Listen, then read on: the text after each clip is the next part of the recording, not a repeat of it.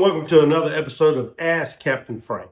So this is the part of my YouTube channel where I take questions that I receive from my YouTube channel viewers, previous clients, potential clients, people from my Marine Surveyor website, or just random folks calling me up trying to get me to tell them something for free.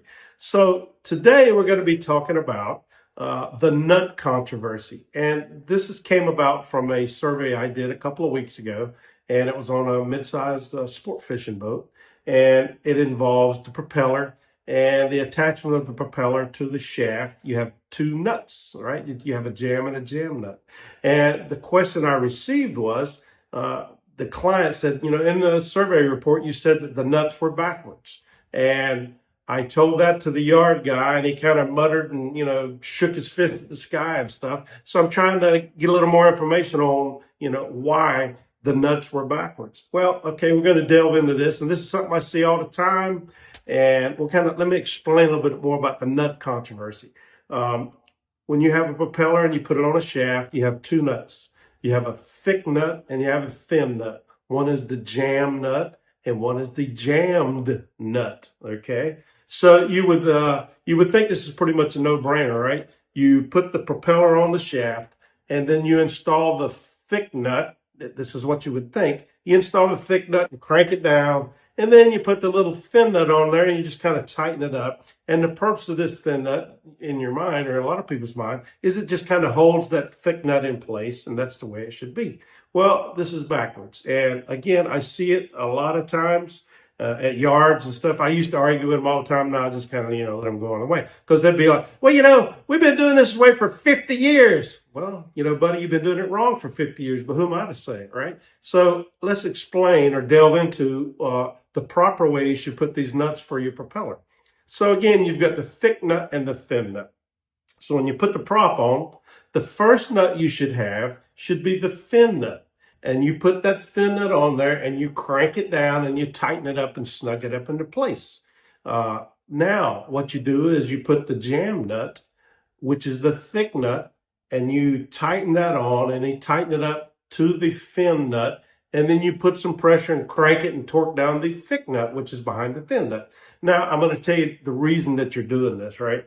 You've got the thin nut, you got it snugged up, you got it tightened up, and you put that thick nut, the back nut, tighten it down good. When you torque it down against that thin nut, basically what it does is it relieves the pressure of the threads, or the pressure on the threads of that thin nut. So it's taking the load, right? It takes the load from the nut in front of it.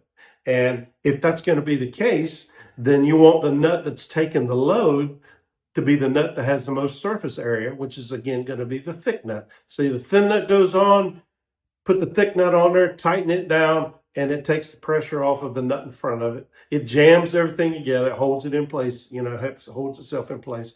But the pressure, the load has been transferred to the rear nut, the thick nut.